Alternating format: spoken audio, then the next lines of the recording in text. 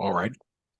So, very big welcome to Denby Dale Amateur Radio Club and one of our regular online talks that we present on Zoom and on YouTube. So, good evening to all our members and friends here this evening, watching us on Zoom, and to those that are watching us on YouTube live this evening, and of course on the film in a few days' time. Really delighted to have our speaker tonight to talk about something that we've managed not to talk about for the last 2 or 3 years. And that's a growing number of radio amateurs in this country are beginning to join up with a lot of guys now in the US operating parks on the air. And it's clearly becoming a very popular part of the hobby activity in North America. With lots and lots of people taking part in it. And there are lots of people now beginning to take part in the United Kingdom in various places. Probably our most prolific person is not here this evening, but it's Richard M0RBG in Denby Dale Amateur Radio Club, who's a very, very avid POTA operator and makes lots of activations of sites here across the north of England. So, Harold, by way of introduction as well, delighted to have you here this evening. And particularly, we were just talking before you came in about the ARRL and the RSGB. You, of course, were the Chief Operating Officer of the ARRL between 2005 and 2016. So, on that basis alone, it's good to have you here this evening and talking at our club. So, Harold, I'm going to hand the microphone straight over to you. Okay, thanks. And yeah, I'm Harold, WJ1B. I was the COO and the publisher QST. I have retired, but I am back at the ARRL. I have a new title, Volunteer Lab Assistant. So that's what I do now for the ARRL. I also write product reviews and other things. But today I'm going to talk about POTA. Now I have to juggle around a bunch of screens, so you may have to cut me a little bit of slack if I get the wrong screen up at the wrong time. But I'll do my best to get everything working right here. Nick, I don't know how the PowerPoint's going to show up. Let me put on my first slide here, and we'll see how it works. And let me move this out of the way. I use 2 monitors here, so it can get kind of confusing. But is that slide up okay? Yeah, absolutely perfect. I'm the same as you. I use 2 monitors, so I've got a whole screen of your slide. Looks lovely. Okay. Oh, so tonight I'm going to talk mostly about hunters. I do want to say that I was involved with the original version of Parks on the Air. Originally, we started it at the ARRL in 2014. A couple of guys came into my office. One of them was Sean, KX9X. The other was Norm, I can't remember his call sign at the moment, and said, for our 100th anniversary at the ARRL, we'd like to do something with parks. And at that time, it was called NPOTA, National Parks on the Air. And the ARRL did it for 1 year. And then I retired that year, and they dropped it. But the program was so popular that a nonprofit group was formed, and it became just Parks on the Air. So let's see if I can switch slides. Okay, the first question is, what is a valid park? And like I said, originally it was only national parks. For example, here in Connecticut, there are only 2 national parks. And one of them doesn't like ham radio operators. So it rather limited our choice. However, here in Connecticut, we now have like 200 and something, or 187 state parks. So it gives a lot more options. So a valid park is a state or federal park, and they have to be certified by Parks on the Air. You can't just go to a park and say, okay, it's a POTA park. They're labeled with a 2-letter country designator. And anybody who's involved in the program knows they just changed them all. The U.S. parks used to be called K. And but they changed it to U.S. They changed everything sort of from standard call sign prefixes to country identifiers. So if you can see that, I just put down a couple there and how they're represented on the map. The way POTA works is hunters hunt for activators. The activators are in the park, and a hunter is not in a park, generally. There are park-to-park contacts that are permitted and encouraged, but generally a hunter is at a home station. They could be somewhere else, but they're not in a park. A park-to-park QSO is a big win when you're in POTA because you get a credit as a hunter and you get credit as an activator. You're both. Some of this stuff with POTA gets a little confusing, but we'll try and get through it here. This is what the POTA map looks like here in Connecticut. All those yellow dots are parks. I don't know. Can you see my mouse that I'm moving? Okay. I am located right here in Cheshire, Connecticut. And these are all the parks. This one here is my favorite park, Sleeping Giant State Park. But these are all the parks. You can see there are a lot along the Connecticut River. And I have a picture later on of my activation at the Connecticut River. So the big thing about POTA is it's pretty simple from the submission. Only the activators submit a log. If you're a hunter, you don't submit a log, unlike other awards where the logs have to match, like logbook, where the contacts have to match, like Logbook of the World, to get credit. Your contact has to match a submitted contact. Only activators submit logs. Parks on Here works on the honor system.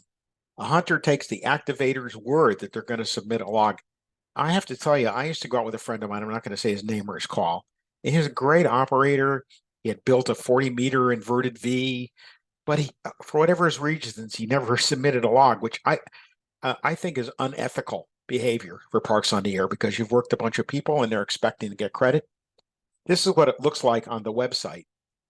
This is my hunter log. These are my recent contacts. So not too complicated from the hunter's point of view.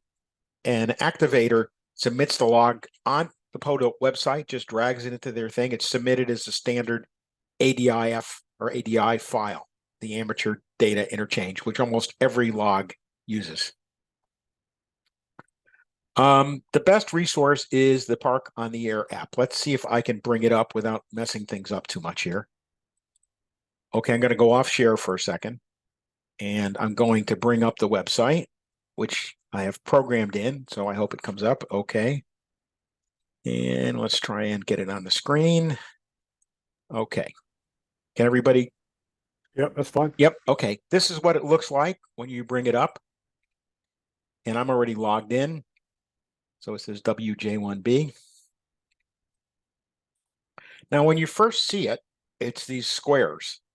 But that's not, oh, let me get this back up. That's not the way I like to look at it, or a lot of serious hunters don't like to look at it. If you go over here, you can go all the way down towards the bottom and you can click Prefer Table View, which of course doesn't want to work at the moment. I don't know why. Of course. Let's try it. Looks like it's locked. Let me try it again. All right, let's try this again. I'm going to bring up the browser. We'll put it on POTA. I'm going to log in. And I'm going to go over here. And now it's in table view, which is my standard configuration. You can see that's a lot easier to figure out than the little squares, at least for my brain. I think we like to have the things in tabular view. Now, there's a lot of options on the site. I usually arrange by frequency if I'm hunting. So I can see here's a station on 40, 30, 20 by frequency. But you can change it to time by activator. If I only wanted to see FT8, I can go to commode and I can switch over here to FT8. And there's the FT8 stations on. The site has really incredible capability of filtering and sorting. So if I decided I just wanted to look at 20 meters and I just wanted to see who was on 20 meter CW, there we go. The website is really the basis of being a good hunter. This There's a lot of features in it. This lets you respot. And if you click, I have the feature on. It tells me who the hunter is. This person has made 23,321 QSOs, which is pretty amazing. And that's what it looks like. Scrolls down. It has a lot of stuff. I'm not really doing a whole demo of how the POTA website works, but you can see for yourself. There's my hunter log. And I can also look at my activations. It's very flexible. Whoever designed this site really has thought it through, which is not always true on a lot of sites. And it just has an awful lot of capability. The map, well, we have to go to we're going to see Connecticut, which is where I think I set it for default. Okay. United States of America.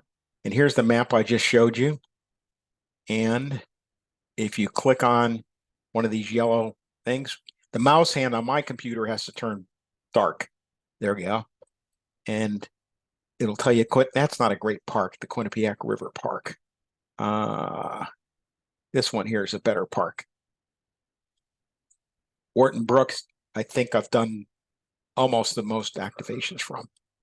But I don't know why it doesn't want to respond when it's online. But if you click there, there's a lot more information about Wharton Brook State Park, which is US 1728. Used to be K 1728. Okay, I'm going to stop that a minute. And I'm going to bring this down and bring this down. And I'm going to go back to sharing the PowerPoint again. Like I said, it's kind of complicated to do this, but we're getting through it okay. Let's move this out of the way with the dual monitors.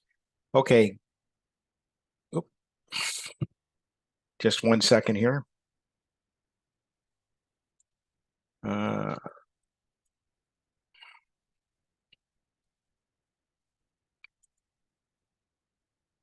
right. I just want to try and share it again.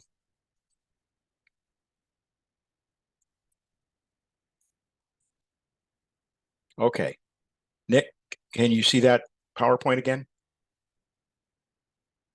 Okay. So now we're going to go back to the PowerPoint. Say another good thing about POTA is there's no special requirements. You saw all those bands and modes and everything I went through. You have to adhere to the regulations of your country. You can't run 5 kilowatts or something legally, but there's no special requirements for band, power level, or mode. At least here in the US, most activators, and I think worldwide, are on 20 meters for two reasons. One, there's pretty good propagation all day on 20 meters, and you can get away with a much smaller antenna. It's hard to do an activation on 80 meters in a park with such a long antenna. I've seen very few. I don't think I've ever seen any on 160. I've seen a few on 80, usually above 14.225 on sideband. That's the general portion of the US bands. 40 meters is probably the most popular after 20. But with today's good propagation, there's always stations on 15, 17, 12, 10. Once in a while on 6, but 6, I don't know about in the UK, but here it's been pretty miserable all year. Hasn't been much sporadic E. My unofficial conclusions here is that most POTA operations are single sideband. The next most popular mode is CW. And POTA usually occur during daylight hours. Parks are closed at dusk, at least here. Some guys sit in the parking lot, but when they close the gate. But after dark here, we don't do too many activations. For hunters at home or wherever, there's special awards for working late shift and early morning activations. The time varies with stations' longitude. So if you look on the POTA app, it'll tell you what time qualifies. Here, anything in the morning, early morning before 1300 UTC is considered an early morning activation. What's it like to work activators? Well, here are some things. It's very similar to working DX, but it's much less competitive, not as intense. There aren't thousands of guys in a pile up. It still does require patience and persistence on both parties' part, usually. The best thing to do is really to determine the activator's operating style. I have heard stations who identify every time and they work you. They'll say WJ1B. I'll say WJ1B QRZ. Some stations don't say their call. Others don't say QRZ. So everybody's got their own kind of operating style. You will generally know the activator's call and frequency when you look on the app. But it's always good to verify this by listening to the actual signal. Sometimes there are two stations on the same frequency. It can be on different sides of the continent, and you might hear the either side or one side.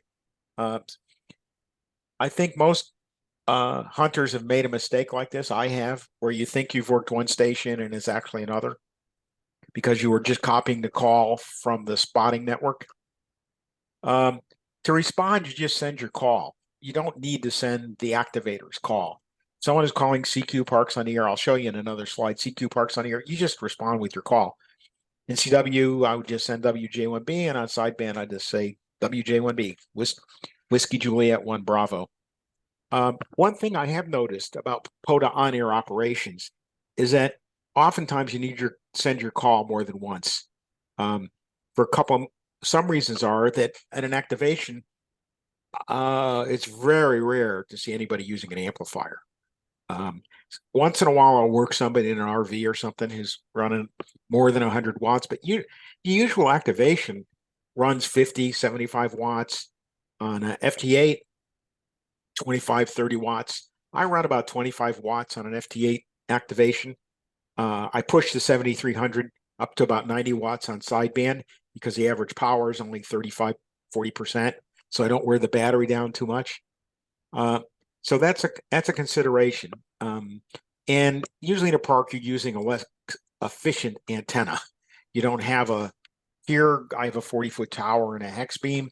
I don't have that in a park. I'm running a buddy pole vertical. So the typical setup in a park is like a vertical and lower power, so shouldn't be discouraged. The exchange once you make the contact is an accurate signal report and your state or DX location.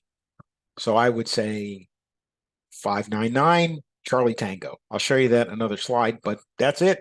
You don't have to give your exact location or what your radio is or anything else. There's only a couple of elements you need for a POTA exchange: call, band, time, and mode. If an activator doesn't come back to you right away, as I was saying earlier, a lot of things happen when you're sitting in a park. I've done about 40 activations, and lots of times there's a lot of QRM. Once you're spotted, you tend to get a rush, then it'll calm down. But there's QRM.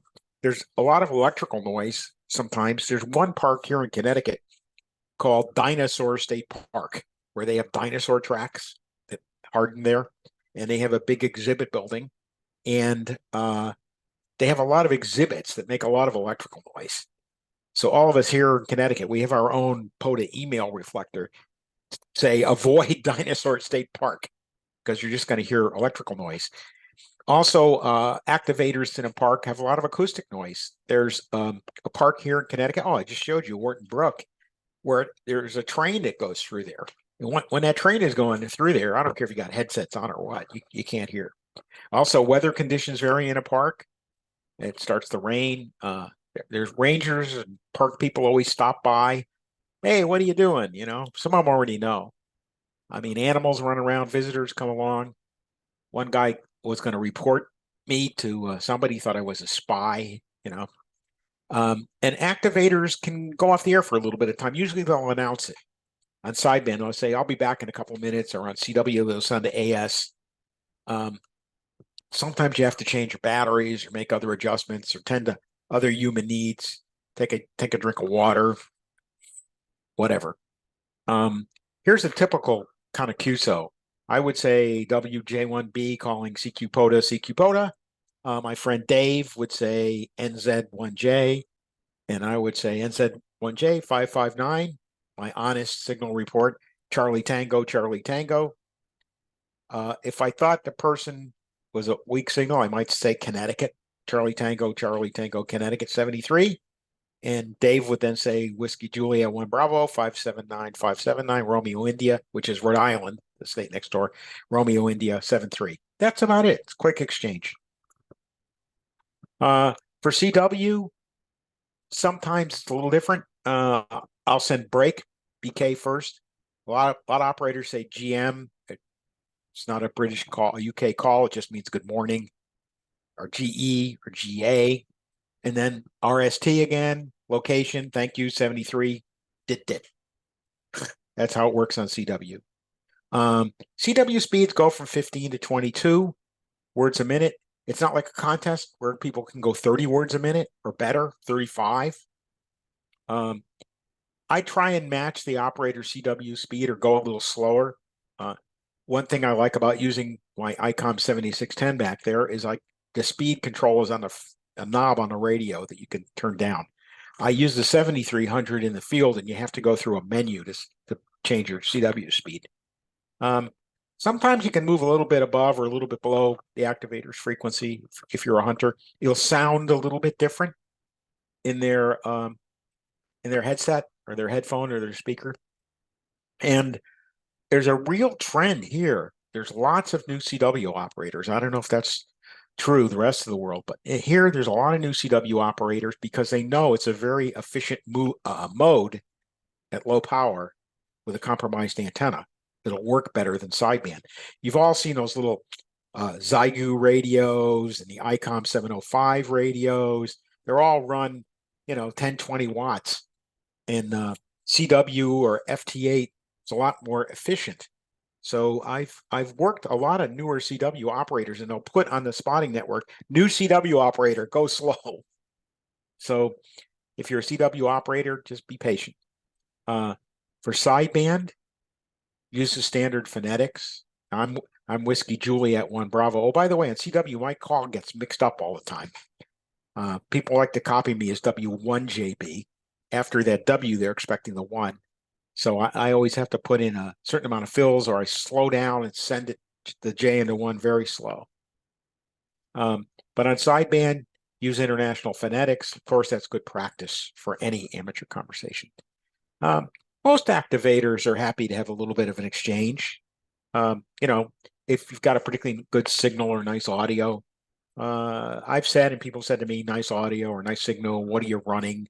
Or, oh, I've been to that park. It's a nice park, but it's not going to be a long rec shoot usually. Another thing, if you're a hunter and you hear others calling, sometimes you'll hear a QRP station or a park to park. It's good to mention it to the activator. It happens all the time. You can say, hey, there's a QRP station calling you. And the activator will say, okay, can everybody just be quiet for a minute? Let me see if the QRP station can get through, or the park to park station can get through. So I think that's a good practice for sideband. Thought I'd put a picture of one of my activations here. You can see the river here. That's the Connecticut River right here. It runs north-south through all of New England, from the top of New England all the way down, and it ends up at Long Island Sound and into the Atlantic Ocean. So this is at Haddam Meadow State Park, Haddam Meadows, I guess it is, Park US 1674. And that's my kind of standard activator setups. I just, if you hadn't seen this, a very typical kind of activator setup. An ICOM 7300, a PowerWorks battery box with a BioNO battery in it, a 12 hour BioNO watt-hour BioNO battery. There's a kind of a reflection of a tree, but that's my iPad there. And I use hammers. Anybody heard of hammers? HAMRS. It's a inexpensive $4.99 in the App Store. It runs on iOS, Windows, Android, or Linux. We're going to have a review in QST sometime in the next 6 months or so about hammers. But that's my kind of typical sideband setup. And the antenna here is a buddy pole vertical. And you can't really see it, but where that little mark is there is a counterpoise. So the antenna is about 17 feet up, and the counterpoise runs about 17 feet out. And it's pretty resonant without any kind of tuner on 20 meters.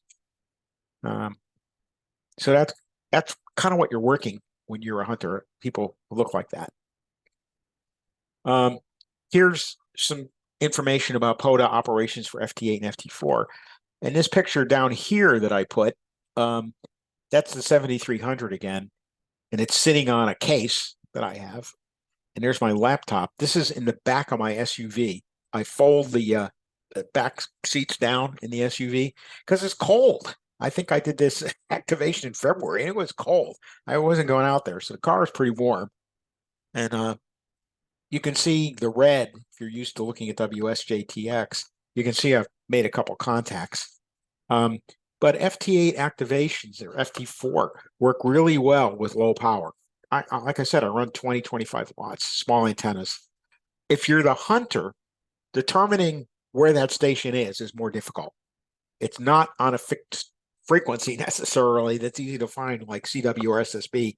So what you do is you watch the WSJTX display on the POTA app for the FT8 or FT4 stations. There are many more FT8 stations than FT4 stations. When you're on, the hunter usually sends CQ POTA WJ1B FN31. They just add the 4 letters to the standard exchange.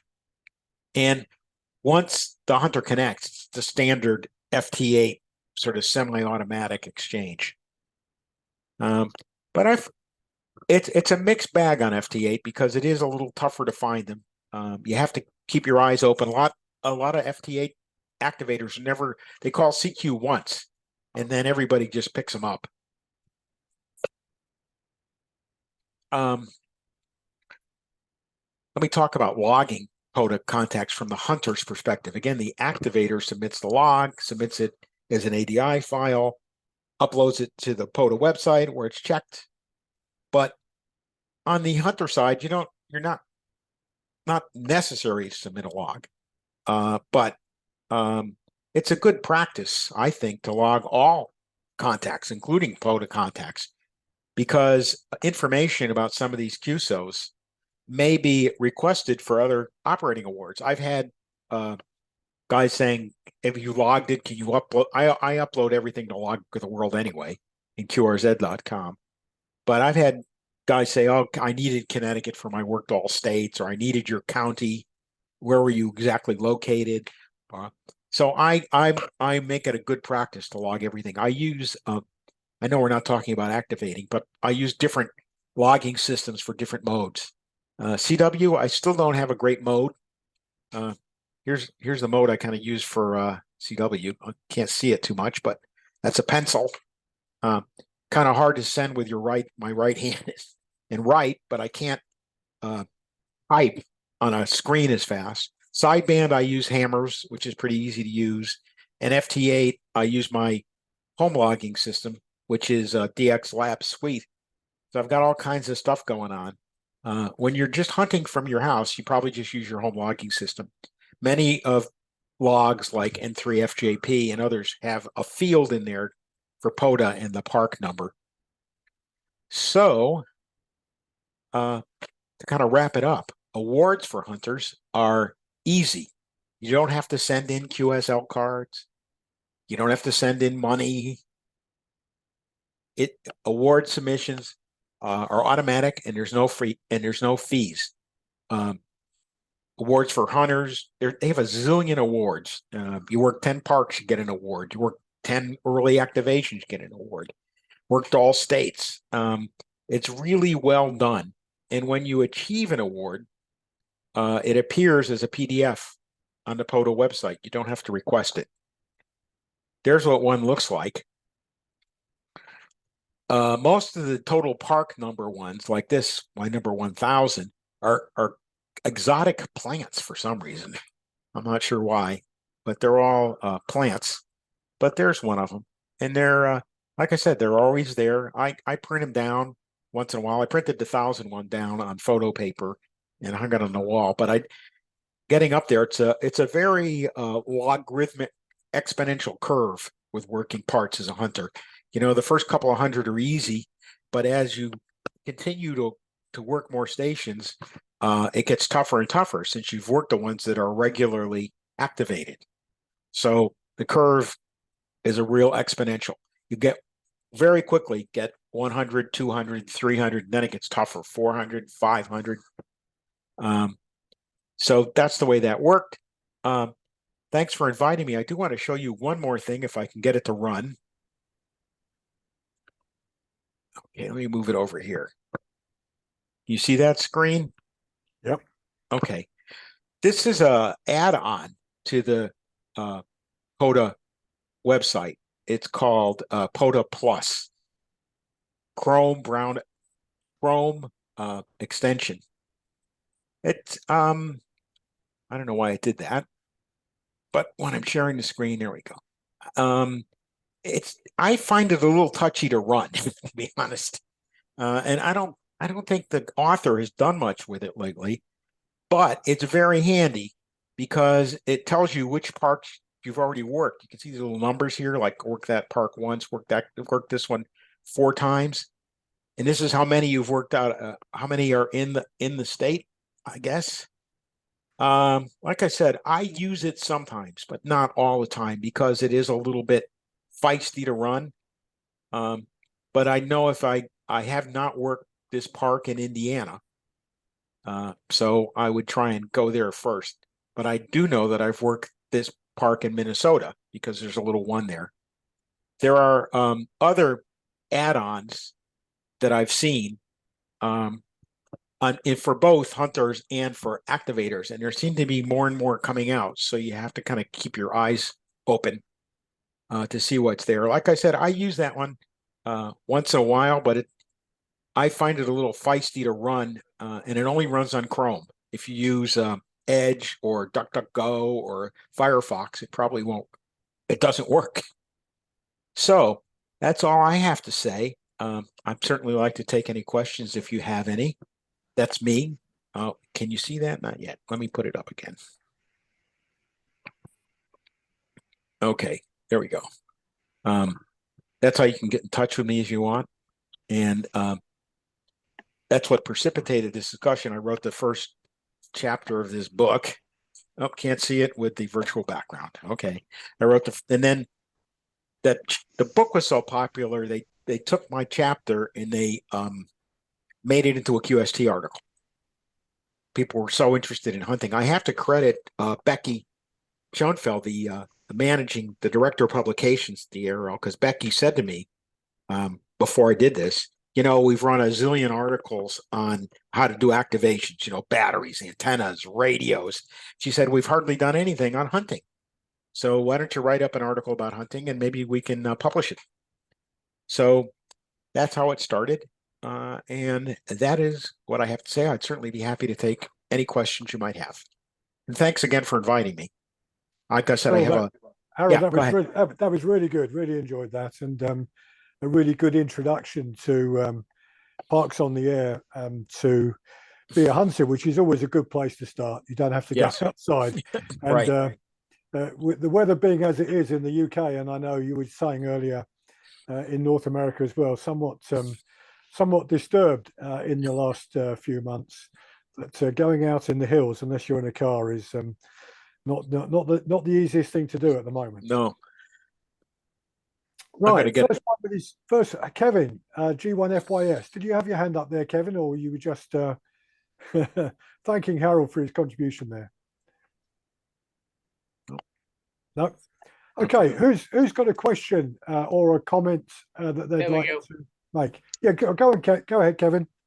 Yeah, I was just practicing using Zoom because I haven't used it for such a long time. So that was my excuse there. No problem. And super, Harold. Yeah, very good indeed. Yeah. Oh, thank you. Absolutely super. Thank you, Kevin. Ken, G4Vz. Right, okay. Harold, thank you for a very informative and very good explanation of how POTA is. And if I say that today, and I didn't realise we'd got this talk on tonight, I only looked in the last 2 hours, but I've actually been filling in the POTA group and joining the group. And then to my surprise, as I'm looking through, I realised that I'd been working in a park in Spain, unbeknown to me, for the last 5 years. And I've activated it hundreds of times. Ah, It's in the Salt Lagoons, and it's Echo Sierra 0165. It's in Spain, obviously, you can tell from that. Now, I've got 3 or 4 questions, and my computer was dropping out a little bit in the middle of it. So if I'm one of the questions is covering the area that you've already mentioned, I do apologize. The first one is, how far back can I go in submitting the logs? Because I've been doing some today for March, and I've submitted logs for March, but how far back can I go in submission of logs onto the POTA forms? I don't know. I don't think there's any restriction. I think if Right. it was made in the park, I'd submit it. If they have a lot of checking algorithms in the log submissions, if something's not right, it'll kick back and it'll give you a message. I use Okay. a program, by the way, called ADIF Master Right. to configure the file. The file that comes out of the DX Lab Suite log or hammers has too much information in it. POTA only requires those couple of fields. They don't need to know your grid square or anything like that. Yeah. But so I use that utility to configure it and then upload it. Well, I was putting them in manually today, which is quite monotonous. But Yes. my next question is, can I export my log directly from QRZ.com straight onto POTA? I don't know the answer to that. I don't Right, see why. okay. Yep. You can, by the way, download. Forgot to mention, you can download your hunter log from POTA. I know that's not your question, but the website will let you do that as an Excel file. Just your question Ken, triggered another question. Harold, on that question, I know the Yep. answer to Ken's question Okay, there. good. If you are a paid subscriber to QRZ, then you can download ADIF files. Yeah. And in downloading the files, you can select. So if you've got, for example, a selection, you can download that selection as an ADIF file. And then you can go onto that POTA website and you can upload that ADIF file from your computer direct to the POTA website. Okay. I'll just show you what I was talking about that your question triggered. This is what I fixed it up a little bit, but this was downloaded from POTA. And it tells you what you've worked and how many times. Like Sleeping Giant, which is the park down the street, 15 minutes from here, I made 14 contacts. And Wharton Brook that I talked about earlier, I've made 63 contacts. So this is just a straight CSV style file. I just expanded the fields a little bit, made the top a little more readable. Okay, Ken. I did read something on the POTA site that said you've got to submit 10 calls for to a legitimate activate. for a legitimate activation. It's correct. What my understanding is, even if you made 5, you should submit it because the hunters want the contact. But to make it a valid activation, it has to be 10. Correct. Okay. The last one was spots. I noticed on POTA, it's as if you can spot yourself. Or Yes. I'm presuming you can, to inform that Absolutely. you are activating it. Is that a straightforward procedure that I Yes. can do from the phone or from a laptop? Yes, I do it from usually my iPhone. The POTA app I look at with Safari. The native browser in the iPhone or the iPad. I usually have one or both, and it's just you scroll down and there's a plus. It says spot. Sometimes I can't get connectivity in a park, and then I have to use a cellular network. I use the iPhone as the hotspot for the iPad. Right. Very I'm good. sure Well, you do the same thing over there. yes, I can do. Yes.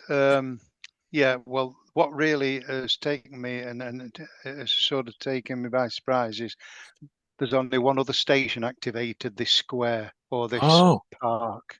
So I'm putting lots of entries in with lots of portable stations and mobile stations. Whether they want them, I don't know. But I will carry on putting them in. Well, when I've got nothing to do, I'll keep going backwards and further backwards in filling the logs in. But I was quite surprised. So, yeah, thanks very much. oh, you're welcome. Good questions. Thank you. I'm looking forward to working ES. I've worked surprisingly, I've worked a lot of Spanish stations as an activator and a hunter, more than other countries for some reason. I mean, besides the U.S. and Canada, I've worked the most sitting here. But it's good to see more international activity. That's only come up recently, as Nick said originally. There weren't that many, but it's coming along. Yeah, thank you very much, Harold. Thank you. Back to you, Nick.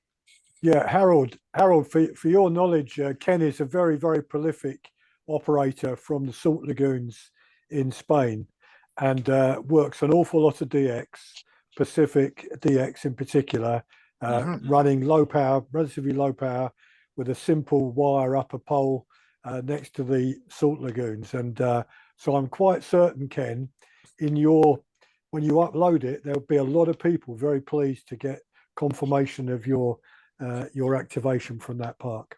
I think you're going to make a lot of people happy. All right. Okay.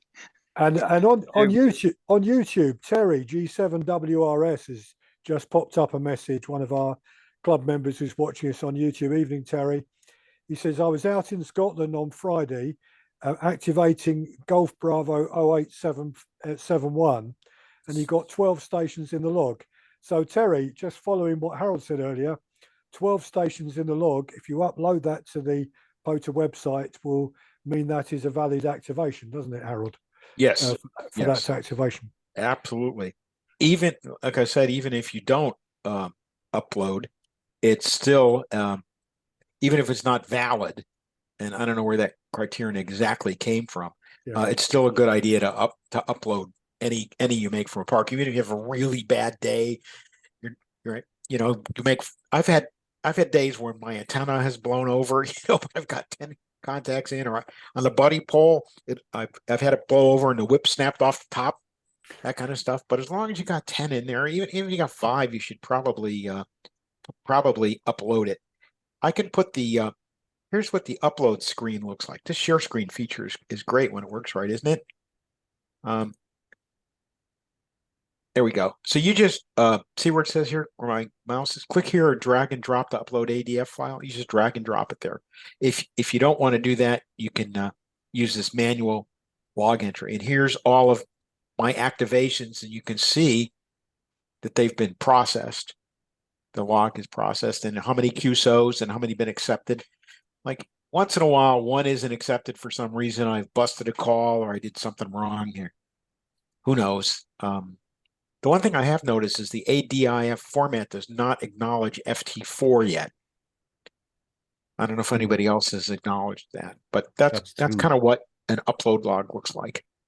Harold, while you're on that, that left-hand upper part of the menu, that's where Ken would find the little add a spot comes up there, doesn't it? Yeah, on both sides. Right at the top. Yeah, and that's the long way around. The better way to do it is we're in table view, and it's right down the bottom there. Okay. That box pops up, frequency, park reference, comments.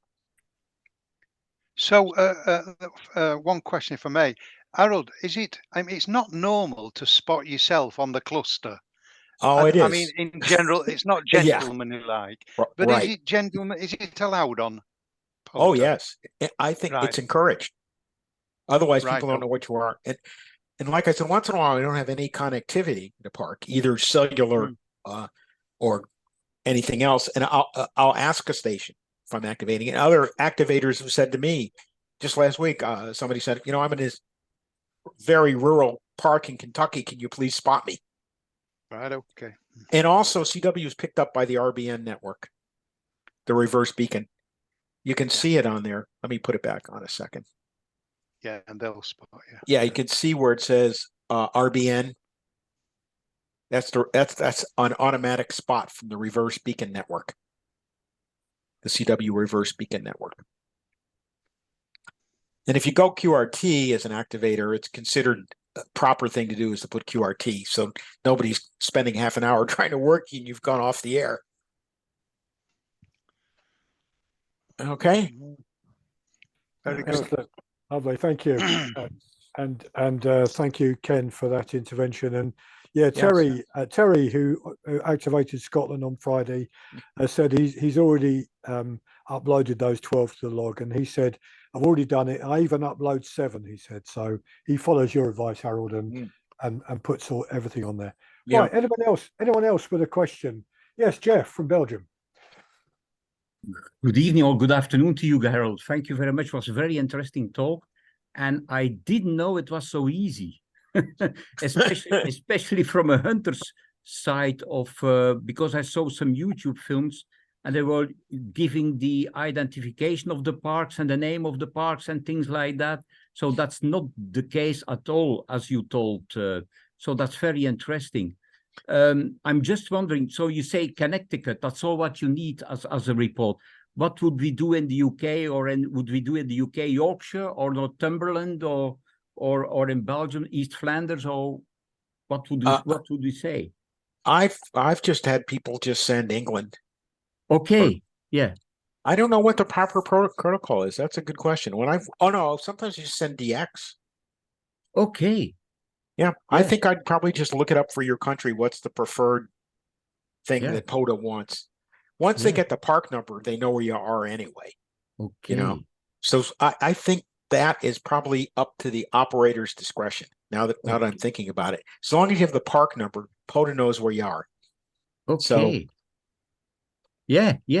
There is, if you are on FT8 and on Android, not the other, not your system, but if you are on Android, there is a new app which is called FT8 Charlie November, FT8CN, which you can put in CQ POTA, CQ WWF, CQ whatever, and it gives you a AD file at the end of the day. So you can download the file for that day. So you have a file or a log ready to do that.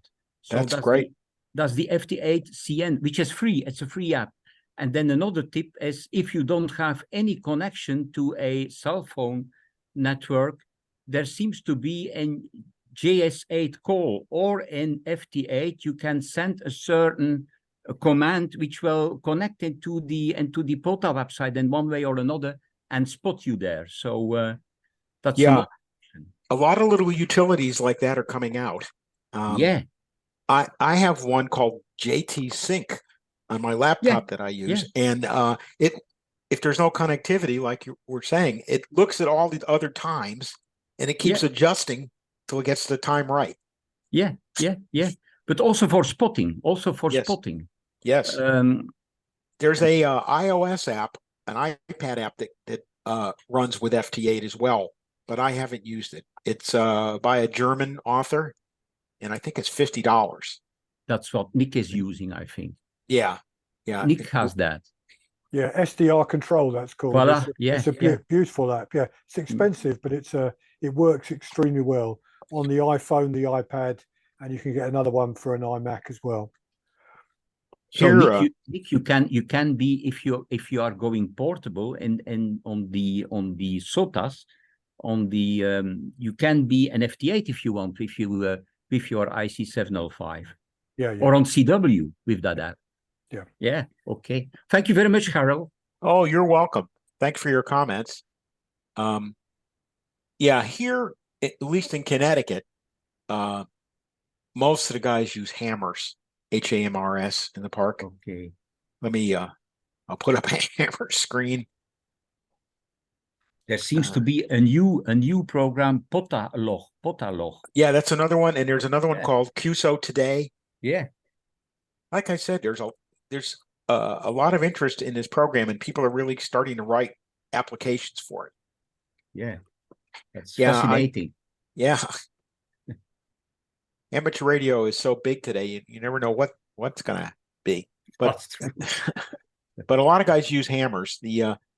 It exports okay, but it doesn't let you import. At home, I don't know how popular it is in the UK, but I use DX Lab Suite, which is a whole suite of programs. It's free. It's developed by a guy here in New England. It runs flawlessly. He's got hundreds, I don't know how many, tens of thousands of people using it. It's well supported. So I think we're going to see a lot more of these kind of little apps like you and I have been talking about. Yeah. Yeah. Thank you. Sure.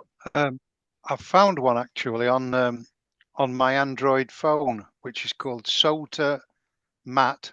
Yeah. SOTA POTA Spotting. Yeah.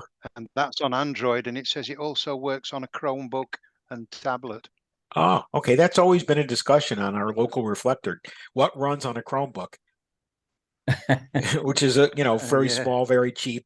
As someone said, you don't want to drag your new 7610 into a park. You don't want to take a $1,500 laptop into a park. Yeah, true. Brilliant. Thank you, Jeff, and thank you, Ken. Right. Anyone else with a question or comment to Harold while we've got him here this evening? I know we've got lots of portable operators here, so we've got quite a few. Yeah. Mike and Adriana, you must have some parks in Germany that qualify that you've probably operated from. Actually, we haven't gone into this subject until now, but it sounds very interesting. And I think there are 1 or 2 parks to the north of our QTH here. So we would look into it and let you know the outcome. Yeah, there's a good reason for it, Mike, and Harold's alluded and Ken alluded to that on spotting. I worked when I went portable, a couple of weeks ago up in the hills.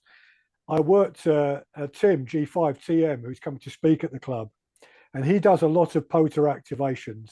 And I saw he'd uploaded a video on YouTube of one of his activations, and the speed he was making these QSOs was phenomenal. As Harold was saying, G5TM, CQ POTA, and then there was a massive pile up. He was working them one by one, and he was just making one QSO every 5 or 10 seconds. Unbelievable. Very fast. Just one other thing. I don't think it's true in the UK, but here in the United States, some of the justification we use when people talk to us about POTA when we're an activator is emergency communications preparation. We say, if everything else isn't working, we can communicate. And we've learned how to set up quickly without commercial power. Gas generators are generally prohibited in POTA. And we use that for a lot of our justification. Also, when we're talking about activation, I always carry a copy license with me. And there's a POTA handout, but I've never used it. You can download that explains the program because, like I said earlier, one guy thought I was a spy, and people asked me questions. And I'd say in maybe half a dozen activations, I've had people come up to me and say, I'm a ham, but I haven't been on the air for years. What's going on? Right? Yeah, so or like Nicholas G3IOI, who's here tonight. When I've worked portable and running CW, it immediately attracts someone over who comes over and tells you that their dad was a CW operator during the Second World War, or that they used to be in the raw signals and they learnt CW there, and it starts a conversation about amateur radio and what you're doing. So one of the things we say in the club that and I don't always do it, even though I always recommend it, people should do it, is to just print up at home just a few little leaflets about what you're doing. So when someone comes over to you and you're busily working these pile-ups, you don't want to stop and break the pile-up to have a conversation with Bill who sees you operating. but you could stop quickly and hand him a little leaflet. This is what I'm doing. In a second, I'll have a chat with you when I've got a free moment, and give him that to read and take away, because we might attract, mightn't we, some new people into the hobby this way, Harold? Yes. There's always somebody at a park that's interested, you know, that'll walk. A lot of people just kind of look and say, what's this guy doing? But there's always somebody who'll walk up. And in some of the parks here, I have run into park staff who are amateur radio operators. And they'll say, I'm a ham, but I haven't been on the air, or, I've read about POTA, but I don't know what it is. It's always kind of fascinating what happens sometimes. I think you also have to, if you're an activator, you also have to pay attention to safety. There's a lot of things that can happen. Connecticut, we're having a bear problem, BEAR, bear. We've got too many bears in Connecticut now, and you don't know. People have seen them in the parks plenty of times. They usually kind of avoid humans, but if you've got your snacks and your water sitting there on the table, I've never really had a problem in the park. I haven't been to that many. Maybe I could look at my stats, but I think maybe 17, 18 parks here in Connecticut I've been to, and I've never really had any kind of problem. I'm sure somebody who's done 100 parks might have something. Brian, G0BFG, over to you. Thank you very much, and a very good evening to you, Harold. Many, many thanks for the talk this evening. I wonder, how do they qualify? That might sound silly, but in the town here where I am, we've got 3 parks, but they don't qualify, but they are public parks. Now, I just wonder what the qualifying status is for them to become a park that qualifies. Well, I don't know about the UK. You would have to ask Parks on the Air. I can only tell you in the state, it's only federal, a national park, or a state park. Because we have a lot of parks here too, and I tried submitting one. We have a linear park here in Connecticut that runs through this town.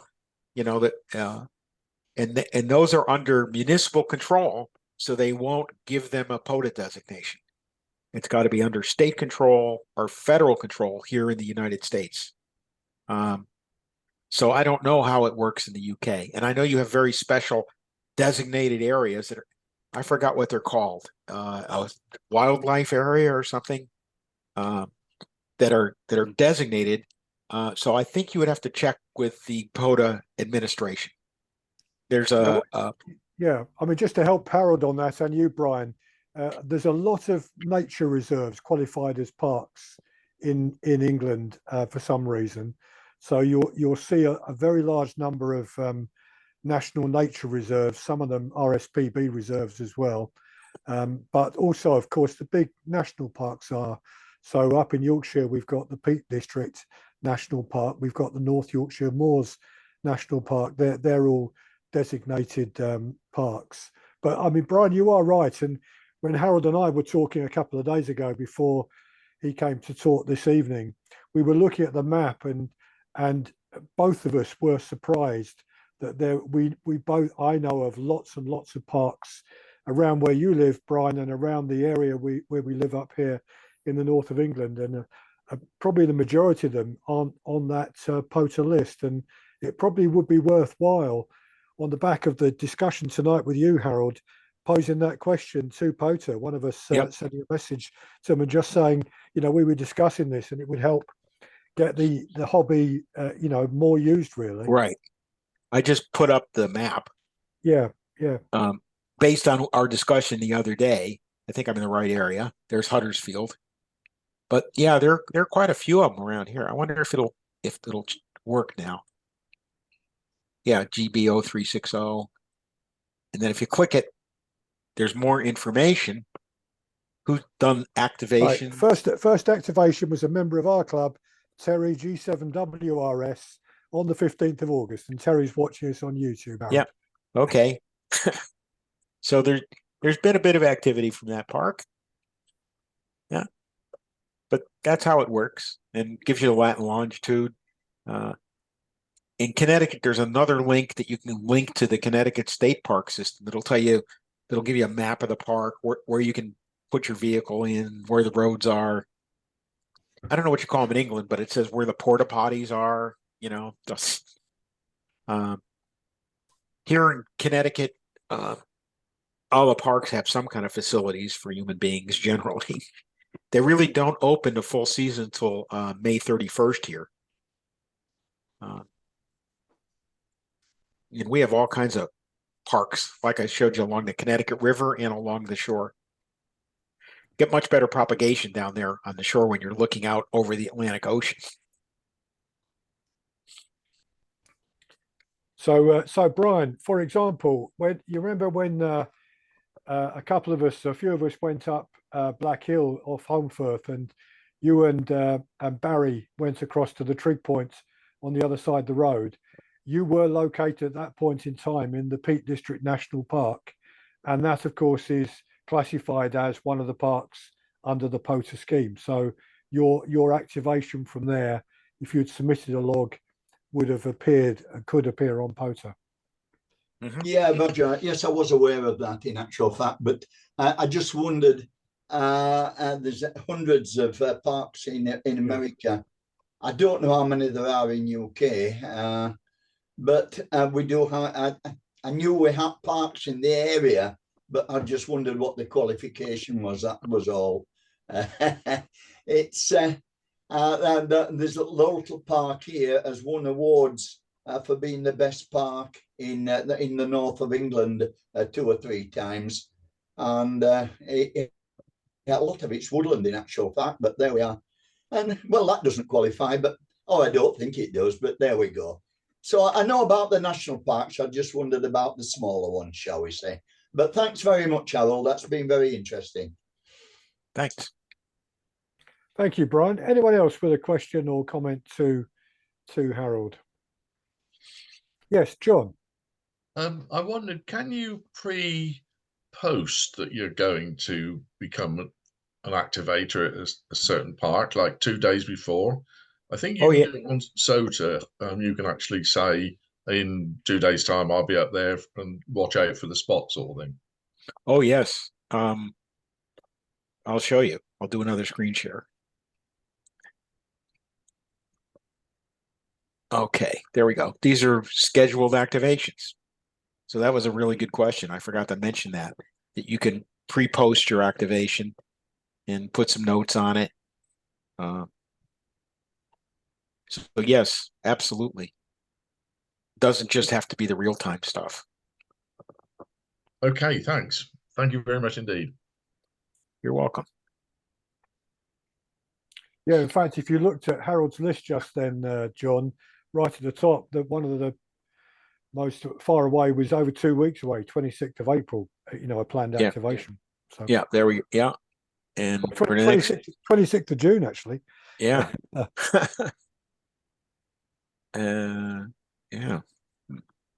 Yeah.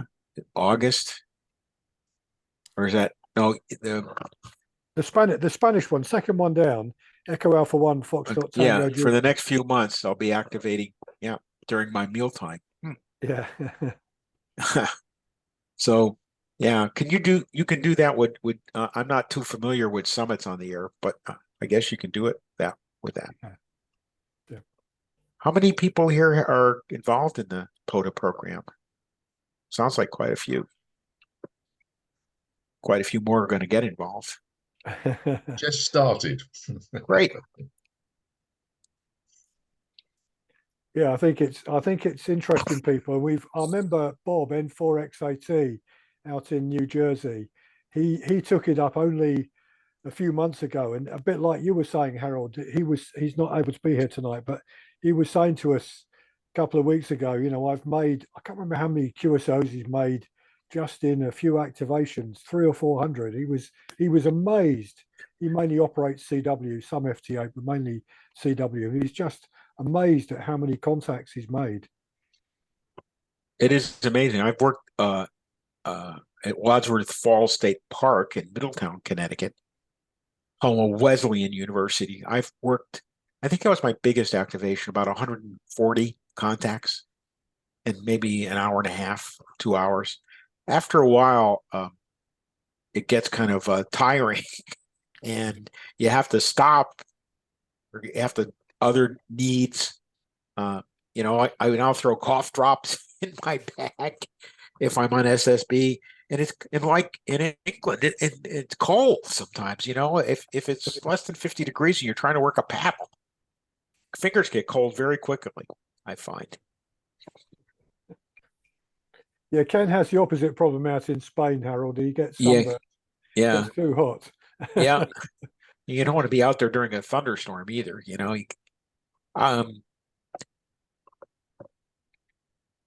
Any other questions? Yeah, have we got anyone else with a question to Harold?